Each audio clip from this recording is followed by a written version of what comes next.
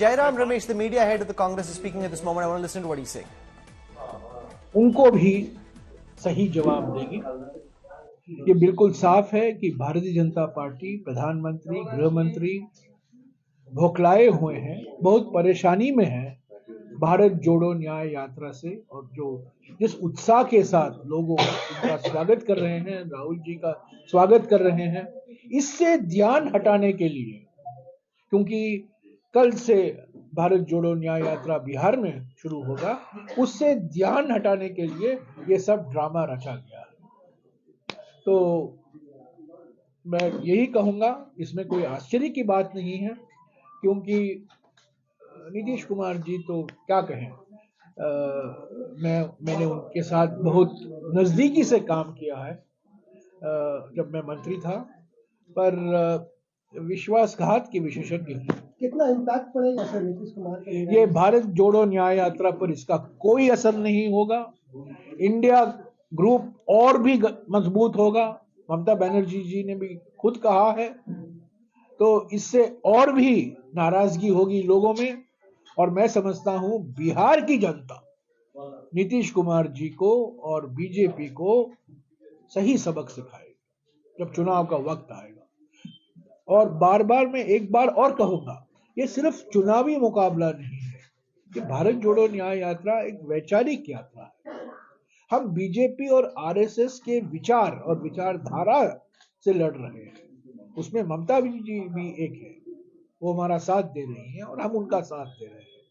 मैं नहीं समझता हूं, हाँ ये बिल्कुल सही है कि एक दो दिन के लिए हेडलाइन होगा, अच्छा नहीं दिखता है कि 23 जून को नीतीश कुमार जी ने पहली बैठक बुलाई थी 18 पार्टियों की पटना में। इंडिया गठबंधन की पहली बैठक नीतीश जी ने बुलाई थी 23 जून को।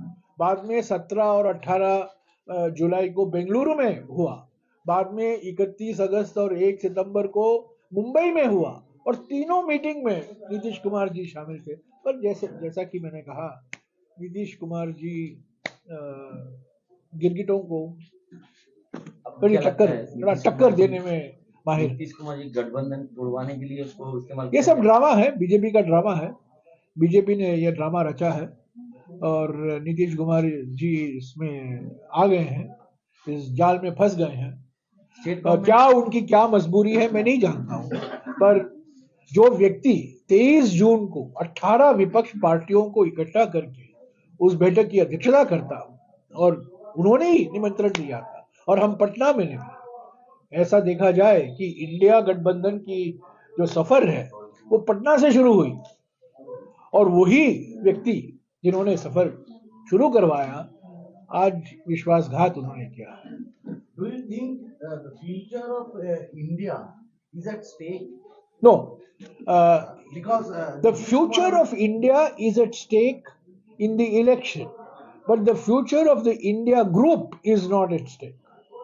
Future of India as a society, as a country is at stake if the BJP continues and the RSS ideology continues. But if you are asking me whether the future of the 28 party, now 27 party, because JDU will walk out or has walked out, whether the future of the 27 party India group is at stake, that is not at stake. But the idea of India, the values of India, the value of the constitution of India, that is at stake.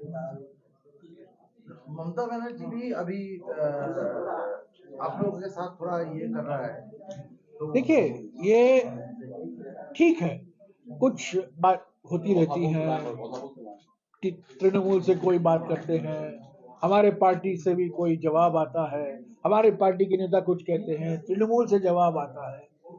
हम एक लोकतांत्रिक गठबंधन है, हमारे India group में कोई एक तंत्र का तोप नहीं चलाता।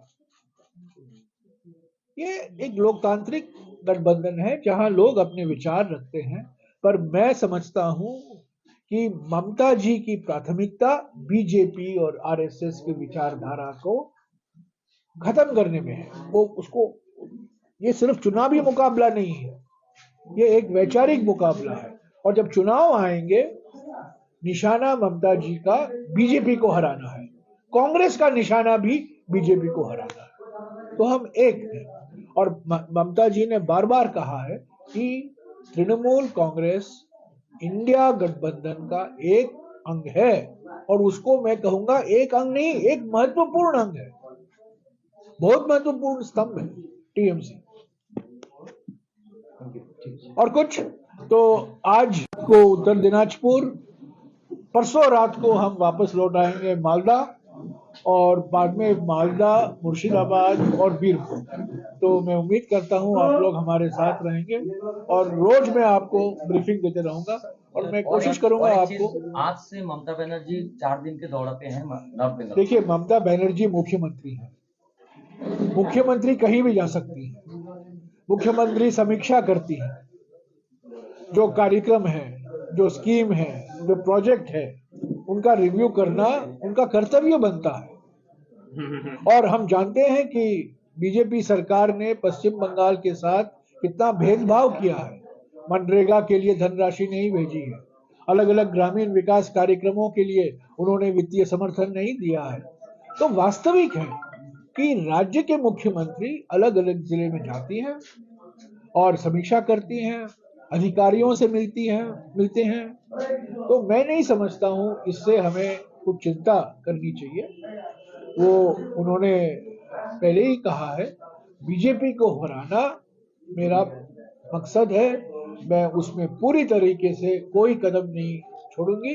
वही भावना के साथ भारत जोड़ो न्याय यात्रा अभी वापस पश्चिम बंगाल में प्रवेश किया है। सर, और एक बात, सिलीगुड़ी में जो प्रोग्राम जनसभा हो रहा है, That's Jairam Ramesh trying to explain the Bharat Nyaya Yatra. At this moment, a lot of injustice he claims being done to the India Alliance. Nitish Kumar, who was the originator of the India Alliance, the first meeting was held on his watch in Patna. He's walked out, dealing a crushing blow to the prospects of the India Alliance. Nitish Kumar, meanwhile, has submitted 128 letters of support, 78 of the BJP MLAs, 45 JDU MLAs, 4 from the Hindustani Awam Morcha of Jiten Ram Majhi, and 1 independent, Sumit Singh. So 128 MLAs giving their support to Nitish Kumar as he stakes claim to be Chief Minister for the 9th time.